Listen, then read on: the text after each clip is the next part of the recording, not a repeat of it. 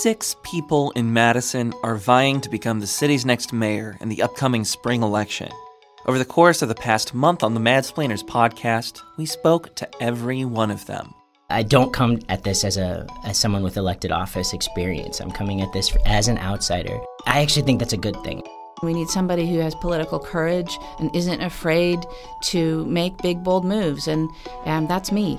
Really, Madison deserves to have a mayor that's inspiring hope. And in the absence of that, I felt like I'm ready for that.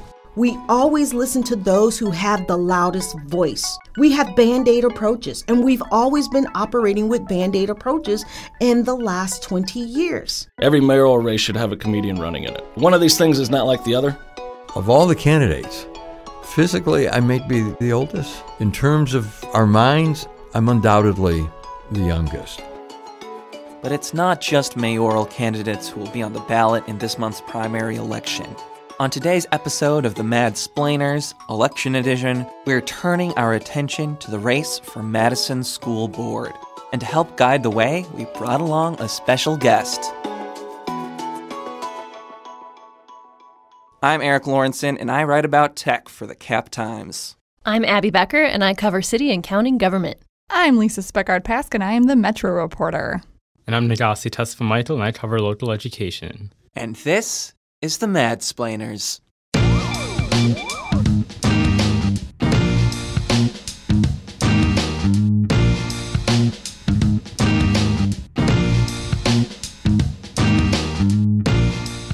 Hey everyone, welcome back. We have another episode of the Madsplainers Election Edition. We have a special guest in the studio, Negassi Tesfamichael, who has been covering education for us here at the Cap Times.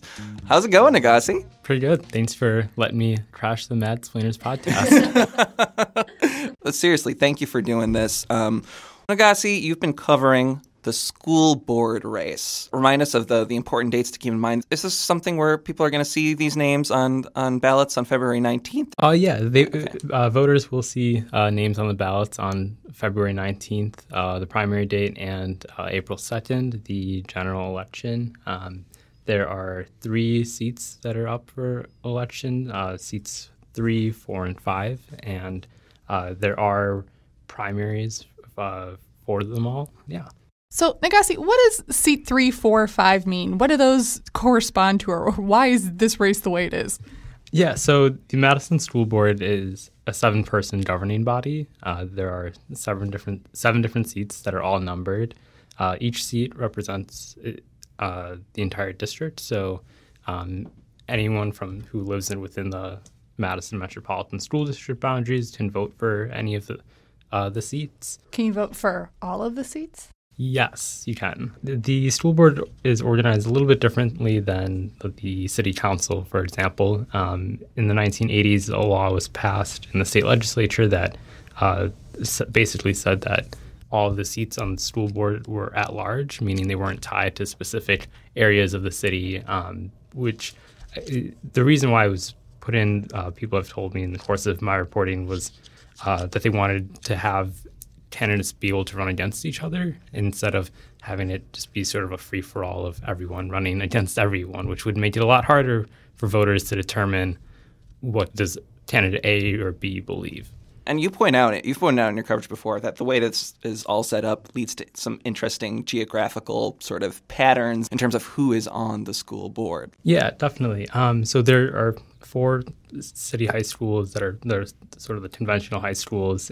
But right now on the school board, there's no one who lives within the La Follette attendance area or the Memorial attendance area. And these sort of breakdowns of like where the candidates live sort of cycles out every few years. So there might be more people who live in the East attendance area or the West attendance area. But it's something that some people have mentioned as a peculiar, considering that some school districts are organized in a sort of more geographic distribution. And then once these people are elected, what do they have the power to do exactly? Well, the school board basically oversees the entire school district. That includes a very large budget, upwards of $400 million. So a lot of funding decisions are made by them. They also oversee the school's superintendent, Jennifer Cheatham, who has been in Madison for about 5 or 6 years now.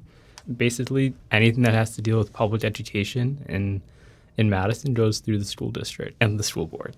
Let's talk a little bit about who's going to be in this race. So here's the deal. We have 9 candidates that we're talking about today. For the sake of all of our time, we are not going to go terribly in depth into each one. What we're going to do here, we're going to play a fun little game. We're each going to go around. We are each going to take a seat in the race, and we are going to describe the candidates running for that seat in 40 seconds or less. I feel panicky already. Oh, yeah. Feel the adrenaline pumping pumping through your veins. I'm pretty You're gonna need confident. it. I think I talk pretty fast, so I'm ready for this challenge, Eric. All right. Well, that's good because you will be scored in some way, shape, or form. Wait, I don't what? know how this is going to end. There's going to be a leaderboard for sure. I'll figure out how it'll work in post. Abby, you're going to be up first, and you're going to be talking about the candidates that are running for seat 3. Are you ready? I'm ready. All right. 3, 2, 1, go. Cris Carusi. She ran in 2017 and is a founding member of the public education advocacy group School Community Alliance for Public Education. She currently works as the associate director of UW-Madison Sustainable Agricultural Research Center. Kaleem Caire. He is the founder and CEO of One City Schools, one of the state's first 4K and kindergarten charter schools authorized by the UW Office of Educational Opportunity. He previously ran in 98 unsuccessfully, and in 2011, the school board rejected his proposal for a secondary school that would have been called Madison Preparatory Academy. Third name you'll see on the ballot, Skylar Croy. He's a third-year UW Law School student, but withdrew from the race early. So his name will be on the ballot, but he is not running. You did it, though. That was right under the pretty wire. pretty close. I'm so nervous right now. That was I good. feel like Yeah, before they shoot the gun at a race, and this is okay. Little shaky. I have a lot less information than you do. Though. So All right. fine. Seat 4 for you, Lisa, right? Yeah. Yep. All right. Are you ready? No, but I'll do it. All right. 3, 2, 1, go. First up, there's David Blaska. He is a former member of the Dane County Board, and he is now a conservative blogger. He has focused his campaign on school discipline and safety. Next up, we have Ali Muldrow. She is a co-executive director of G-Safe Wisconsin, and that group focuses on creating just schools for LGBTQ youth. She also ran in 2017 against Kate Taves, but did not win that race. And then finally, we have Layla Borakim. She is a local restaurant owner and district parent. You may know her from her Persian restaurant, June, which I don't know what to do. I'm panicking. The end. That's all I have to say. Oh, wait, you have one more. Lisa, one more. Albert Bryan. I have another one? Yes. Oh, no, guys. Also, but he will go unnamed because of your mistakes. You'll be hearing from Albert Bryan's campaign. Albert, I'm so sorry. You're on the Lisa, we'll give second page. We'll give you one more chance to. Oh, God. Tell us about Albert Bryan. Albert Bryan, he's a physician who works for several addiction clinics in Madison, Milwaukee, and apparently he ran previously a few decades ago but was unsuccessful. So that's 4 whole candidates for seat 4. This is pretty unfair because you have one more candidate to try and get but to. Abby had more information about her candidates, so I feel like it sort of evens out. I just don't do under pressure, we've learned. Now let's turn the tables and make Eric do this. Jeez Louise. Hey, so I can't tie myself. Negassi, would you do the honors? Yes, of course. Excellent. All right. You ready? Yes. No. No, I'm not. But go. Just go. All right. 3, 2, 1. TJ Mertz, he is the incumbent for seat 5, first elected 2013, ran unopposed in 2016, now is facing 2 challengers in 2019. He's kind of running a campaign based on an idea of collaborative problem solving and accountability on the school board. He is facing Ananda Murilli, who currently works as an equity consultant at the Department of Public Instruction, previously worked for the MMSD and for the YWCA, and ran against TJ Mertz in 2013. She did not make it past the primary, right, Negassi? I've already kind of stumbled here. Yeah, and you got 2 seconds left. Okay, Amos Rowe, a professional pianist and piano teacher. He said his campaign will focus on expanding school choice opportunities for students. That was great, right? I crushed it. Also, if you want to learn, more in depth about these candidates, Negassi has written about them, so you don't have to rely on our 2-second summaries of them. Just FYI. Yeah, Negassi has written some great explainers, both about the candidates and also just on how the race is set up. We highly encourage you to check those out. Let's move along. We've talked about the candidates, but Let's talk about what they're even talking about. What are the issues of the day here? Yeah, Negassi, can you give us an idea of the topics? Yeah, I think sort of first and foremost, I think the biggest issue is a long-standing issue is the achievement gap between white students and students of color. That's sort of plagued the district for quite some time now. And, the school district has tried to put in a renewed focus on it, but there's still a lot of questions as to what programs and initiatives are actually helping and which programs might not actually be working. So that's probably the biggest issue. I think also along with that, there's the issue of school safety. I think you mentioned that David Blaska's campaign is sort of built on that idea of school discipline and safety and sort of what do we do with when students misbehave. And several years ago, the district tried to move away from a zero tolerance discipline policy to a revamped behavior education plan that sort of gives guidance as to how to handle school discipline. But many of the candidates have pointed out that there are flaws with the behavior education plan in terms of its implementation, and there are teachers who might not, who have said that they don't necessarily feel that they can successfully implement that in their classrooms. That's another issue that will definitely come up in the race. Yeah, and baked into that is a whole ERO question too, right? Educational resource officers in schools. Yeah, definitely, which Abby and I have definitely both talked about or reported about. Yeah, that's an issue that crosses both of our beats because EROs are based in schools, but also they're Madison police officers. So that involves a contract between the city and the school district. And this has been sort of an ongoing issue for a little while. I guess, Negassi, could you sort of brief us on sort of both sides of the argument here and sort of what was the most recent round of debate with EROs? Yeah, so right now there are police officers stationed at 4 of the city's high schools, Memorial, West, East, and La Follette. So there's one in each school? Yes, and their contract with the city is up for renewal, and that would start up in June. And there has been some pushback from some people in the community about pushing the district to not renew that contract, saying that having the presence of police officers in schools actually harms some students, especially students of color and other students who have come from communities that might have not have the best relations with police officers.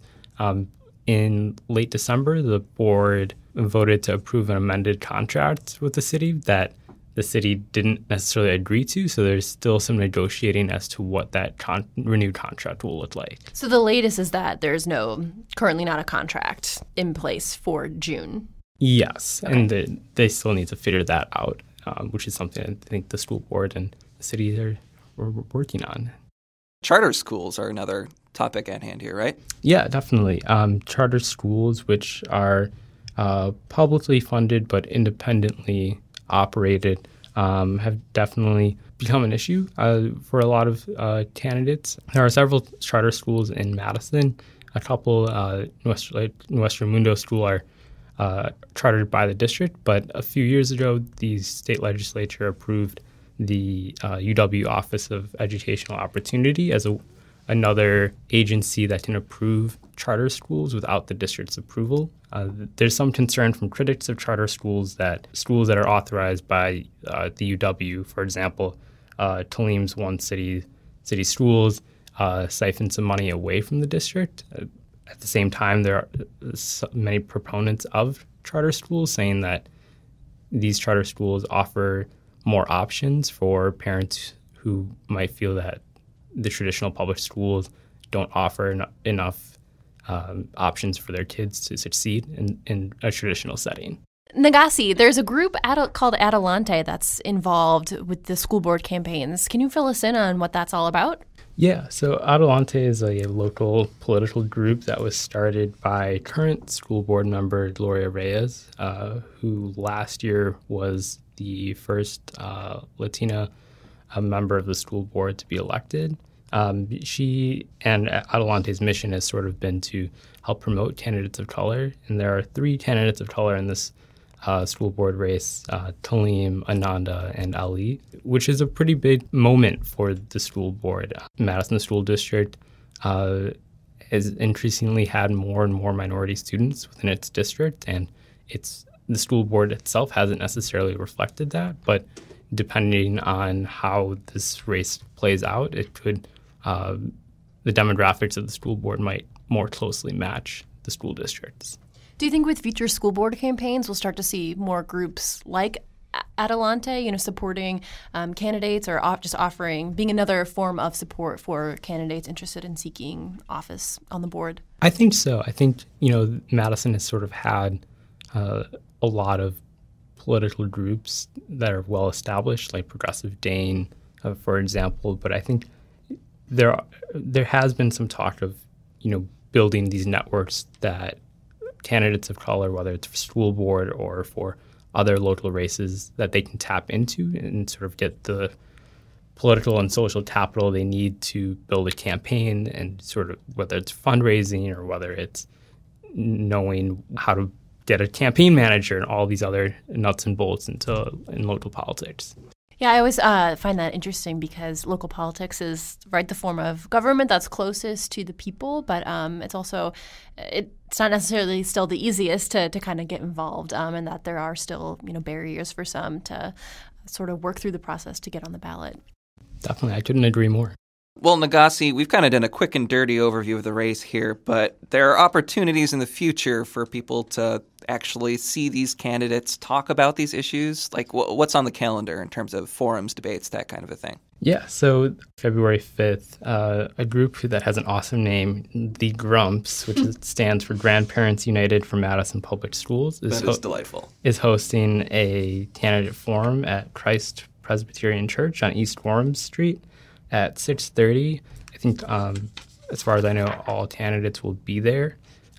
Also, once we get past the primary, on March 19th at East High School, the Tap Times Talk for that month is a candidate forum that will be hosted by Negassi. Yeah, I'll be a co-moderator along with Taylor Tildor from the Simpson Street Free Press. So we'll be talking to the candidates who advance to the general. So, Negassi, hey, thank you so much for coming into the studio. If we talk more about anything related to K-12 education, can we count on you to come back and join us here in the Madsplainers studio? Of course. Awesome. Thank you. Never. Right. Yeah, I hated every second of this. No, you may not. Please do not invite me. Well, seriously, thank you so much. It was great to have you here. Thank you.